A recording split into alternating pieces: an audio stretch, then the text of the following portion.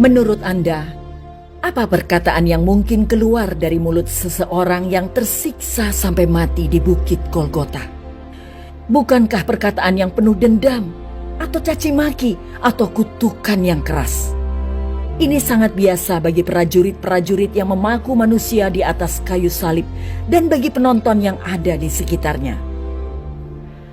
Namun ini sangat berbeda dengan Yesus. Sejarah mencatat satu-satunya kasus yang terkecuali, yaitu pada waktu Yesus Kristus disalib. Tidak lebih dan tidak kurang, ia mengucapkan 7 kalimat yang luar biasa.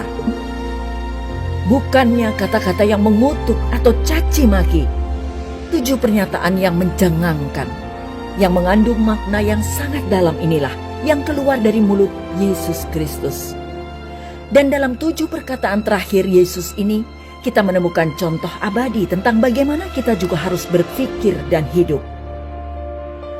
Dalam video ini Anda akan menemukan 7 pernyataan Yesus di kayu salib beserta penjelasannya, makna Alkitabiah dari kata-kata terakhir Yesus, dan bagaimana kata-kata itu seharusnya mengubah hidup kita. 7 perkataan terakhir Yesus tidak hanya mengungkapkan apa yang paling penting bagi juru selamat kita yang penuh kasih, namun beberapa di antaranya membantu melengkapi penggenapan nubuatan mesianis tentang hari penting itu. Perkataan penuh makna ini memberikan pengertian, petunjuk, motivasi, dan inspirasi kepada para murid dan gereja selama berabad-abad. Apa yang dapat kita peroleh dengan mempelajari dari masing-masing perkataan itu? Inilah 7 perkataan terakhir Yesus. 1. Ya Bapa, ampunilah mereka, sebab mereka tidak tahu apa yang mereka perbuat. Lukas 23 ayat 34. Lukas mencatat perkataan pertama dari 7 perkataan terakhir Yesus. Dengan mengatakan ini, Yesus menggenapi nubuatan bahwa dia akan berdoa untuk pemberontak-pemberontak. Yesaya 53 ayat 12. Kepada siapa dia berbicara? Kenyataannya adalah kepada kita semua. Seperti yang dijelaskan Petrus beberapa minggu kemudian, seluruh kaum Israel menyalibkan Kristus. Kisah Para Rasul 2 ayat 36. Kemudian Petrus memberitahu semua orang di bait suci bahwa mereka membunuh pemimpin kehidupan. Kisah Para Rasul 3 ayat 15. Paulus memperluas daftar orang berdosa ini pada setiap manusia. Roma 3 ayat 23. Namun Petrus melanjutkan dengan berkata, "Aku tahu bahwa kamu telah berbuat demikian karena ketidaktahuan, sama seperti pemimpin kamu." Kisah Para Rasul 3 ayat 17. Jadi, apakah Tuhan menurunkan standar kebenarannya ke tingkat ketidaktahuan kita? Tidak. Ketidaktahuan bukanlah ketidakbersalahan. Maka Petrus mendesak mereka untuk bertobat, berbalik dari dosa-dosa yang membuat Kristus harus mati dan mendapatkan pengampunan. Oleh sebab dosa, kita juga menjadi musuh Allah, tetapi Dia tidak pernah bersikap dingin terhadap kita. Seperti yang ditunjukkan dengan sangat kuat oleh kata-kata Yesus di sini. Bapa, ampunilah mereka, sebab mereka tidak tahu apa yang mereka perbuat. Oleh karena itu, bisakah kita melakukan hal yang sama?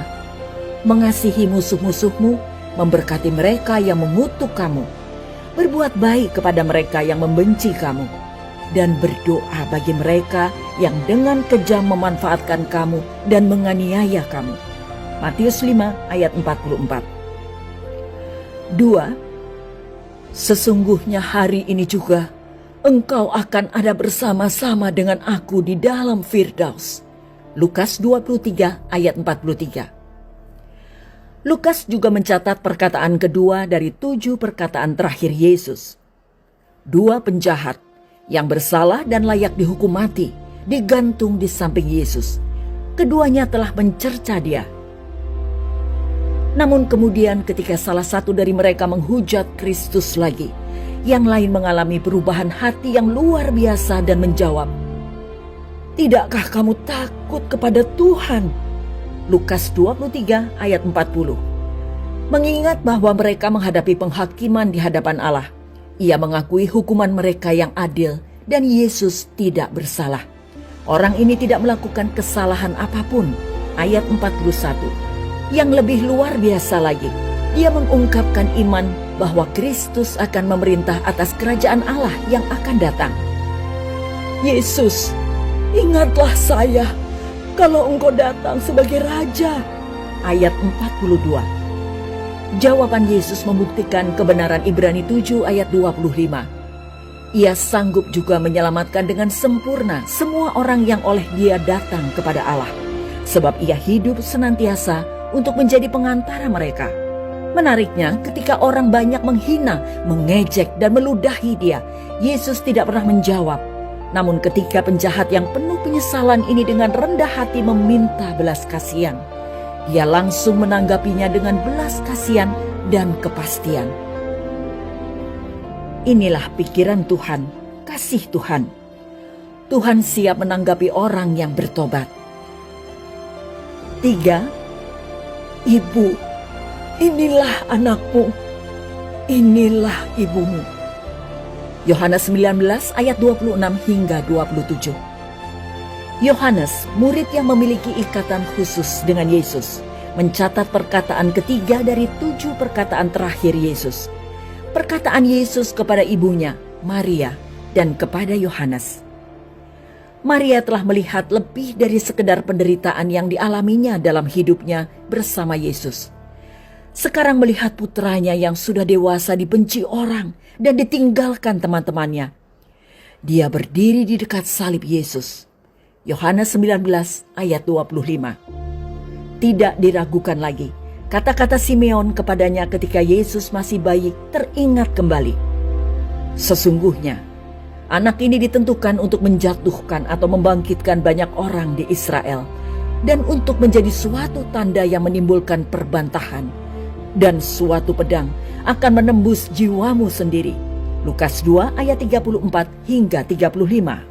Namun disinilah Yesus, dalam keadaan sangat menderita, tetap memikirkan kebutuhan ibu yang telah mengasihi Dia dan memastikan Dia dirawat oleh Yohanes. Meskipun sebagian besar kisah saat-saat terakhirnya menyoroti hubungannya dengan Bapa surgawinya, kisah ini mengungkapkan rasa hormat yang Dia rasakan terhadap ibu manusianya. Beberapa jam sebelumnya, Yesus membasuh kaki para murid, mengajar mereka untuk dengan rendah hati melayani orang lain. Demikian pula, meskipun hubungan rohani kita dengan Tuhan adalah komitmen kita yang paling penting dalam hidup, kita tidak boleh mengabaikan tanggung jawab yang kita emban dalam hubungan jasmani. Kasihilah sesamamu manusia seperti dirimu sendiri adalah perintah besar kedua. Matius 22 ayat 39. 4. Eli, Eli, lama sabachthani. Artinya, Allahku, Allahku, mengapa engkau meninggalkan aku? Matius 27 ayat 46. Matius dan Markus sama-sama mencatat seruan Yesus yang merupakan ucapan keempat dari 7 perkataan terakhir Yesus. Peristiwa itu terjadi sekitar jam ke-9 setelah matahari terbit, atau sekitar jam 3 sore. Saat itu Yesus sudah berada dalam penderitaan di kayu salib selama 6 jam. Namun apa yang Dia maksud dengan "Mengapa engkau meninggalkan aku?" Daud menuliskan Mazmur nomor 22 dan di dalamnya sudah ada perkataan, "Allahku, Allahku, mengapa engkau meninggalkan aku?" Apakah teriakan Yesus ini dihafalnya dari Mazmur 22 ayat 2?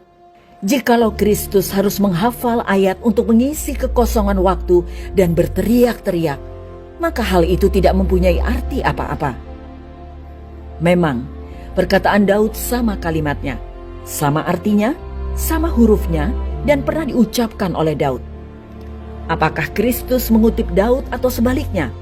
Daud digerakkan oleh Roh Kudus untuk menuliskan perkataan ini. Bukan Kristus yang mengutip Daud, tetapi Daud digerakkan oleh Kristus untuk menuliskan penderitaan dan sengsara yang belum pernah diketahui sebelumnya dan akan dialami oleh Kristus. Roh Kristus adalah roh yang kekal yang sudah bekerja sebelum dia inkarnasi, untuk menggerakkan nabi-nabi sebelum dia melihat dengan jelas melalui kuasa Roh Kudus. Nabi-nabi sebelum Kristus melihat dan menubuatkan tentang Kristus. Ini tidak lain karena Roh Kudus sudah bekerja sebelumnya, menginspirasikan firman Tuhan kepada manusia. Mengapa Kristus ditinggalkan Allah, padahal dia tidak pernah berdosa? Karena Yesus menanggung segala dosa umat manusia ke atas dirinya, Yesaya 53 ayat 6, dan Allah tidak akan campur tangan untuk meringankan hukuman dosa apapun. Dosa menyebabkan penderitaan, dan Kristus menanggung seluruh bebannya, termasuk trauma emosional saat memahami betapa dosa menjauhkan kita dari Allah. Dia sebelumnya telah menyatakan bahwa Bapa tidak meninggalkan aku sendirian, Yohanes 8 ayat 29. Dia tidak pernah mengalami kesendirian karena terputus dari Allah. Namun sekarang, sambil menanggung dosa dunia, dia akan mengalaminya. Jika kalimat yang pertama di atas salib, Kristus menyebut Bapa, dan kalimat terakhir juga menyebut Bapa, mengapa pada waktu kalimat yang di tengah ini tidak menyebut Bapa, melainkan Allah? Bukankah ini satu hal yang menarik bagi kita? Kristus mengatakan, "Aku dan Bapakku adalah satu." Yohanes 10 ayat 30. Dan aku tidak seorang diri, sebab Bapa menyertai aku. Yohanes 16 ayat 32. Perkataan Kristus sempat menunjukkan perbedaan status. Sekarang posisi Kristus adalah sebagai orang berdosa. Yesus Kristus berdiri sebagai orang berdosa menggantikan Anda dan saya. Dia yang tidak mengenal dosa telah dibuatnya menjadi dosa karena kita, supaya dalam dia kita dibenarkan oleh Allah. 2 Korintus 5 ayat 21. 5. Aku haus. Yohanes 19 ayat 28. Yohanes mencatat perkataan kelima dari 7 perkataan terakhir Yesus. Aku haus. Dalam kesedihannya, Yesus tetap berpikiran jernih dan sadar bahwa nubuatan Mazmur 69 ayat 21 masih perlu digenapi. Pada waktu aku haus, mereka memberi aku minum anggur asam. Hal ini sekali lagi menunjukkan penderitaan fisiknya, dan karena itu dia memahami kepedihan kita juga. Namun rasa haus, yang lebih penting lagi, juga merupakan masalah spiritual.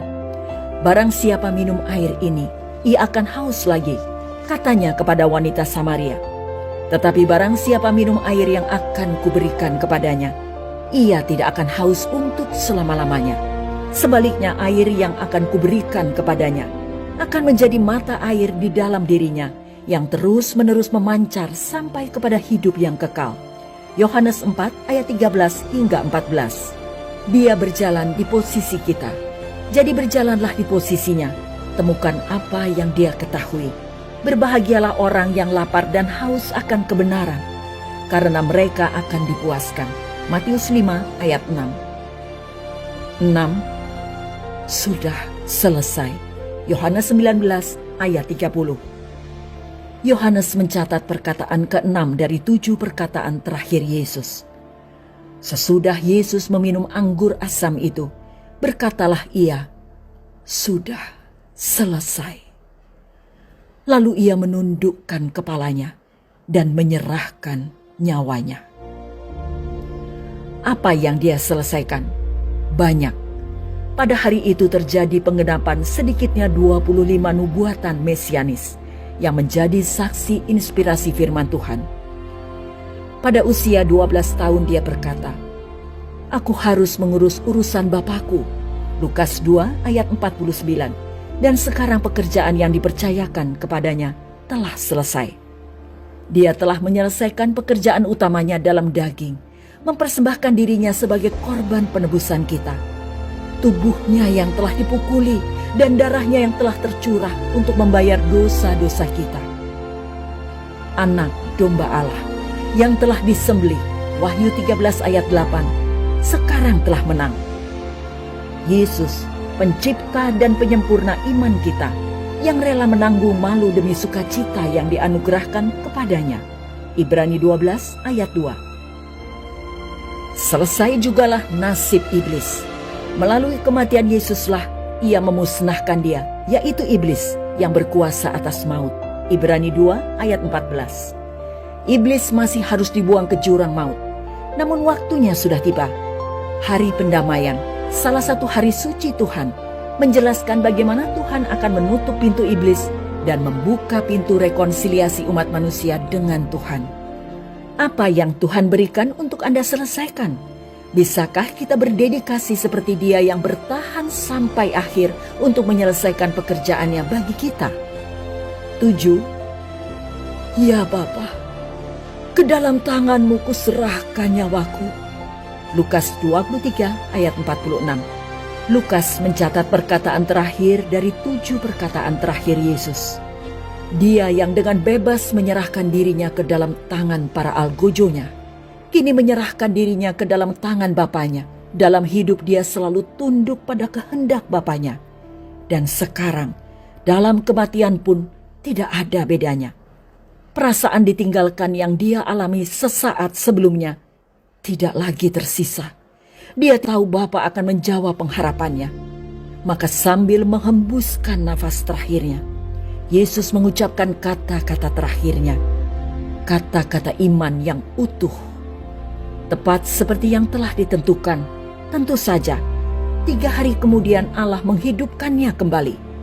Dapatkah kita juga menyerahkan diri kita ke dalam tangan Allah?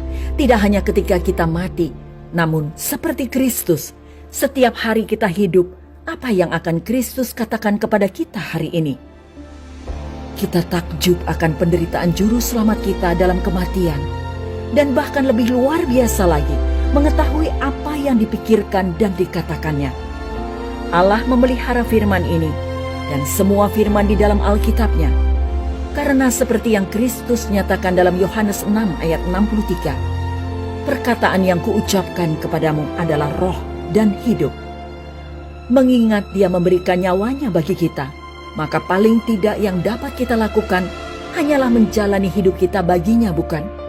Apa yang Dia katakan kepada kita sekarang tidak berbeda dengan apa yang Dia nyatakan beberapa tahun sebelum kematiannya. Manusia hidup bukan dari roti saja, tetapi dari setiap firman yang keluar dari mulut Allah. Matius 4 ayat 4.